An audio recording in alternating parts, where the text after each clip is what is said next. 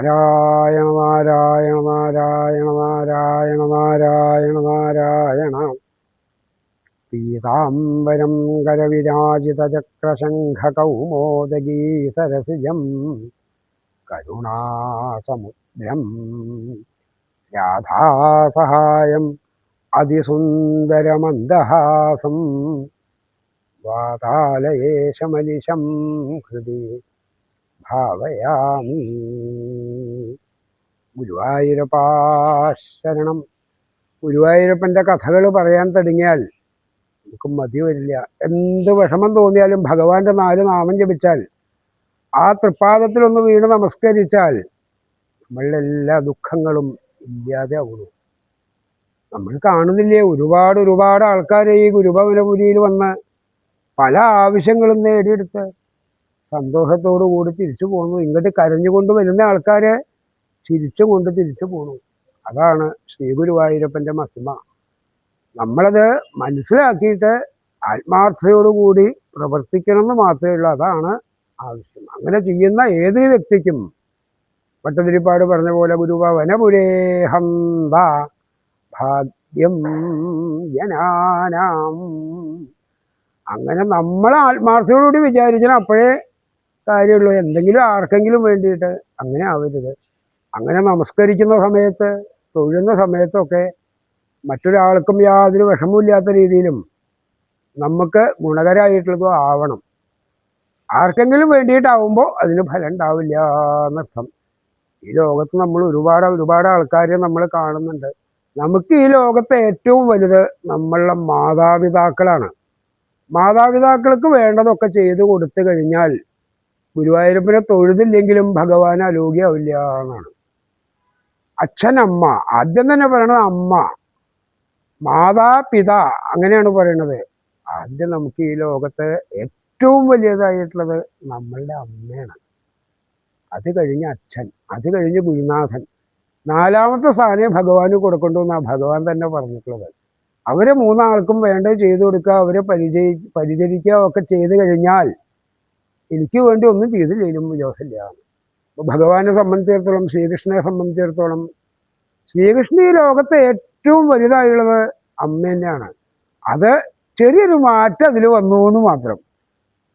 പെറ്റമ്മയേക്കാൾ കൂടുതൽ വളർത്തമ്മയിലാണ് പ്രാധാന്യം. കാരണം എന്താ വെച്ചാൽ, കുട്ടിക്കാലം മുതൽക്ക് പിറന്ന ഉടനെ തന്നെ ആ അമ്പാടിയിൽ കൊണ്ടുപോയിട്ട് ആ യശോദാമ്മയുടെ അടുത്താണ് ഭഗവാൻ ഉണ്ടായിട്ടുള്ളത്. ആ യശോദാമ്മയുടെ സ്നേഹവാത്സല്യങ്ങളൊക്കെ ഉൾക്കൊണ്ട്, യശോദാമ്മയ്ക്കാണെങ്കിൽ ചീത്ത പറയാം, തല്ലാം, ഭക്ഷണം കൊടുക്കാം, ഒരലിൽ പിടിച്ച് കെട്ടാം, എന്തൊക്കെ വേണിച്ചാൽ ഭഗവാനെ ചെയ്യാൻ നിർത്തതാണ്. അതാണ് കവി പറയണത്, കാണാമംഗത്തിലേറ്റാം തിരുവുടൽ തഴുകാം മസ്തകം വാസനിക്കാം ചുണ്ടിച്ചുണ്ടുമ്മ വയ്ക്കാം കവിളുകൾ തഴുകാം നുള്ളിടാമിക്ലിയാക്കാം ചാഞ്ചാടിക്കാം ചിലപ്പോൾ അരിശമൊടുരലിൽ കെട്ടി നന്നായി കുടുക്കാം എന്തും ചെയ്യാം യശോദയ്ക്ക് അഖില ജഗതികൾക്കീശനം തമ്പുരാനെ. ഈ ഉണ്ണിക്കണ്ണനെ യശോദാമ്മയ്ക്ക് എന്തു വേണച്ചാൽ ചെയ്യാന്ന്. ഇത്രയും യശോദാമ്മയായിട്ട് അറ്റാച്ചുള്ള ഇഷ്ടമുള്ള വേറൊരാളുണ്ടോ സംശയമാണ്.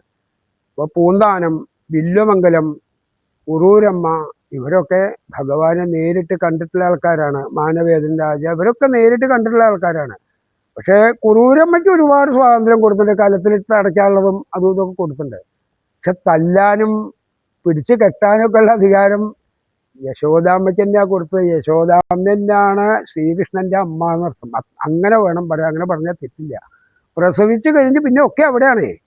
അപ്പോൾ അമ്മയ്ക്കാണ് നമ്മളെ. യശോദാമ്മയുടെ കാര്യം മാത്രമല്ല ഞാൻ ഉദ്ദേശിക്കുന്നത്. ഈ ലോകത്ത് ഈ മാനവരാശിയിലെ ഏതൊരു ജീവജാലങ്ങൾക്കും മനുഷ്യനും ഒക്കെ ഈ ലോകത്തെ ഏറ്റവും വലുത് അമ്മയാണ്. അമ്മേനെ വിഷമിപ്പിച്ചു കഴിഞ്ഞാൽ ഭഗവാൻ പുറത്തില്ല. അമ്മയ്ക്ക് വേണ്ടത് ചെയ്തു കൊടുത്തു കഴിഞ്ഞാൽ ഭഗവാന്റെ അടുത്തേക്ക് പോയിട്ടില്ലെങ്കിലും ഭഗവാൻ നമ്മളുടെ കൂടെ ഉണ്ടാവും. അപ്പം നമ്മൾ ഏറ്റവും പ്രാധാന്യം കൽപ്പിക്കേണ്ടത് അമ്മയ്ക്കാണ്. അമ്മ കഴിഞ്ഞേ ഈ ലോകത്ത് വേറെ ആരുള്ളൂ. അത് നമ്മൾ ഉറപ്പിക്കുക. പിന്നെ പറ്റുന്ന സമയത്തൊക്കെ ഭഗവാനെ പോയിട്ട് കാണുക, ഭഗവാന്റെ നാമങ്ങൾ ജപിക്കുക. ഇപ്പോൾ ഗുരുവായൂർ അമ്പലത്തിൻ്റെ ഉള്ളിൽ ഞാൻ കടന്നു കഴിഞ്ഞാൽ ഓരോ സ്ഥലത്തായിട്ട് ഓരോന്നായിട്ട് എപ്പോൾ പോയിട്ടുണ്ടെങ്കിലും എന്തെങ്കിലുമൊക്കെ പരിപാടികൾ ഉണ്ടാവും. അകത്ത് കടന്നു കഴിഞ്ഞാൽ അവിടെ ഇപ്പം നീരാഞ്ജന സമയമാണെങ്കിൽ പന്തീരടി തൊഴാം, ഉച്ചപ്പൂജ തൊഴാം, ശിവേലി കാണാം, ഇവിടെ പോയിട്ട് ചന്ദനം വാങ്ങാം. അത് കഴിഞ്ഞപ്പോഴേക്ക് പ്രസാദൂട്ടായി. അത് കഴിഞ്ഞ് പുറത്തേക്ക് കിടക്കുമ്പോഴേക്കും അവിടെ മേൽപ്പത്തൂർ ഓഡിറ്റോറിയം, അപ്പുറത്ത് ഓഡിറ്റോറിയം, ഈ എല്ലാ ഓഡിറ്റോറിയങ്ങളിലും എന്തെങ്കിലും പരിപാടികൾ. പണ്ട് ഞാൻ പറഞ്ഞ പോലെ സ്വർഗതുല്യം ഏതെങ്കിലും ഒരു സ്വർഗം ഈ ലോകത്തുണ്ടെങ്കിൽ അത് ഗുരുഭവനപുരിയാണ് എന്നാണ് എനിക്ക് തോന്നിയിട്ടുള്ളത് ഇതുവരെ. എൻ്റെ അനുഭവം അങ്ങനെ തന്നെയാണ്. അപ്പം അങ്ങനെയുള്ള ആ വാതാലേശൻ്റെ അടുത്ത് നമ്മൾ ഭക്തിപൂർവം നമസ്കരിക്കുന്ന നാമം ചൊല്ലും ചെയ്ത് കഴിഞ്ഞാൽ ഒരുപാട് പരീക്ഷണങ്ങൾ നമുക്ക് അതിജീവിക്കേണ്ടി വരും. പെട്ടെന്ന് അങ്ങോട്ട് ചെന്നിട്ട് തൊഴുത് കഴിഞ്ഞാൽ നമ്മളെ കാര്യം സാധിക്കൊന്നുമില്ല.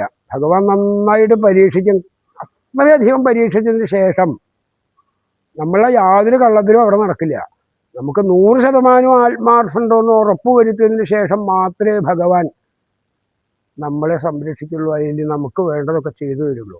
ആ ബോധത്തോടു കൂടി എന്ത് പരീക്ഷണങ്ങൾ ഉണ്ടായിക്കഴിഞ്ഞാലും കൃഷ്ണോ രക്ഷതു മാം ജരാചര ഗുരു കൃഷ്ണം നമസ്യേ സദാ കൃഷ്ണേനൈവ സുരക്ഷിതോഹം അസകൃത് കൃഷ്ണായ ദത്തം മനാ കൃഷ്ണാദേവ സമുദ്ഭവോ മമ വിഭോ കൃഷ്ണസ്യ ദാസോസ്മ്യഹം കൃഷ്ണേ ഭക്തി അചഞ്ചലാസ്തു ഭഗവൻ ഹേ കൃഷ്ണ തുഭ്യം നമഃ.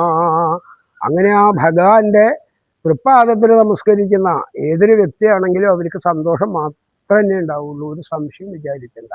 ഒരുപാട് കഥകൾ വരും ദിവസങ്ങളിൽ നമുക്ക് ഇടാൻ സാധിക്കട്ടെ എന്ന് ഞാൻ പ്രാർത്ഥിച്ചുകൊണ്ട് ഗുരുവായൂരപ്പനെ സാഷ്ടാംഗം നമസ്കരിച്ചുകൊണ്ട് ഈ ലോകത്തിലെ സർവ്വചരാചരങ്ങൾക്കും സന്തോഷം ഉണ്ടാവട്ടെ, സമാധാനം ഉണ്ടാവട്ടെ എന്ന് പ്രാർത്ഥിച്ചുകൊണ്ട് സർവത്ര ഗോവിന്ദനാമ സങ്കീർത്തനം. ഗോവിന്ദ ഗോവിന്ദ. ഹരേ ഗുരുവായൂരപ്പ ശരണം.